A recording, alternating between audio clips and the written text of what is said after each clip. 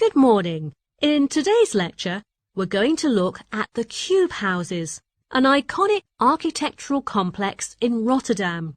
First, I'm going to be telling you about the history behind it.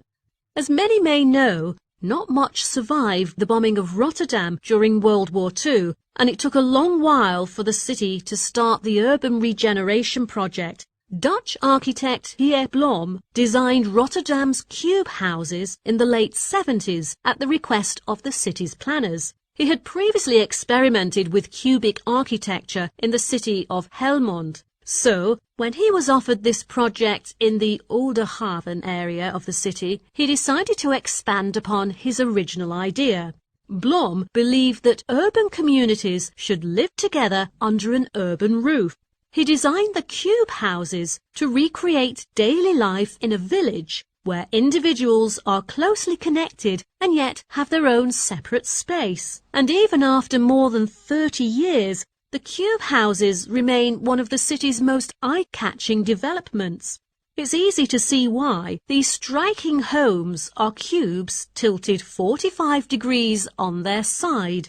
The result is buildings that look, feel and behave unlike anything you'll find elsewhere in the world. The concept behind these houses is that each elevated cube seems like a tree, and collectively the cube houses are in the shape of a forest, with each triangular roof representing a treetop.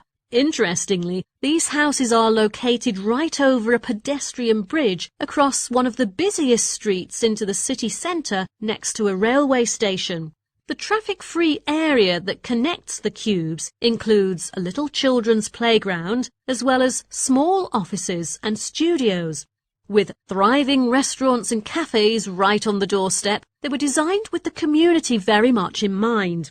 However, the cube housing's development endured various challenges and complications during design and construction, and it once stopped as the designer had difficulty in finance. Luckily, the project resumed within 2 weeks after the designer received another round of grants from the City Council.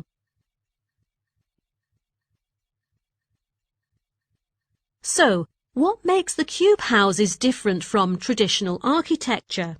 Let's look at some of its unique design features. Each cube house has a space of 100 square meters and is divided into 3 floors, and it is very striking to see these houses fixed on one angle. The tilted residences are constructed on 3 concrete pillars.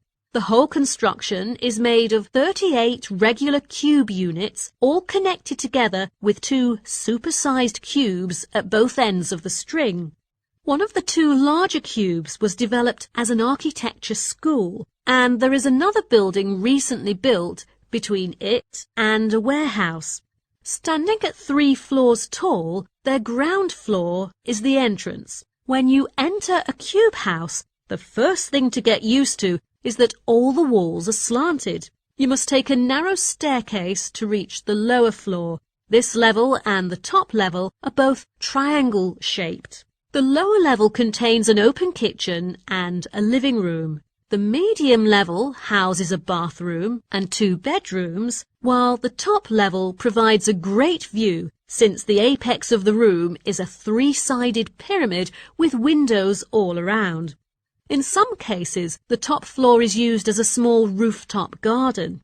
And as you enter the top half of the structure, your initial inclination may well be to mind your head.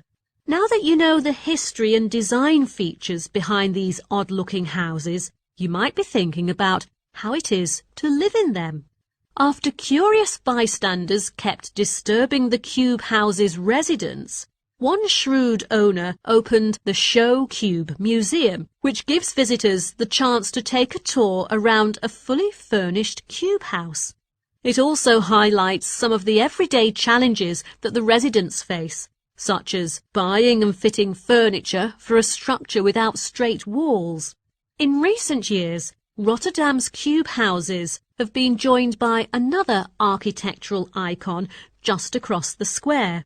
Rotterdam's Market Hall, the largest indoor market in the Netherlands, is another multi-purpose residential and retail complex that will live long in your memory, as well as helping to fill your belly with tasty treats.